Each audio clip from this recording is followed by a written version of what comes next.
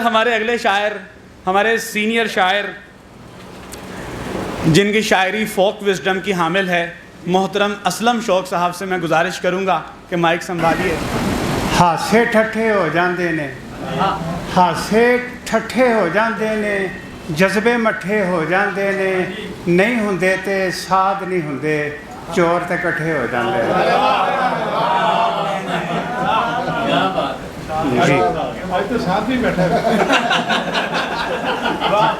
जी जी शीशे पत्थर टच ना हो जाए, शीशे पत्थर टच ना हो जाए, वेखी किधरे सच ना हो जाए, हीरे वर्गा यार साडा खच्चां दे नाल खाजरा हो जाए।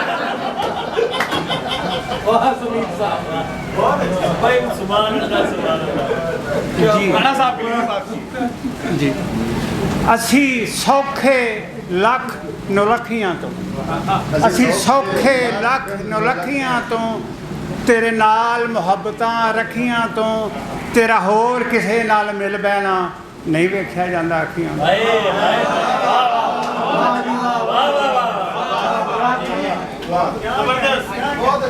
हाँ जी बहुत मेरे सिर ते पग नहीं टिकती ओदे सिर दुपट्टा, मेरे सिर ते पग नहीं टिकती ओदे सिर दुपट्टा, दोवां दे सिर मिट्टी पैंदी दोवां दे सिर कट्टा।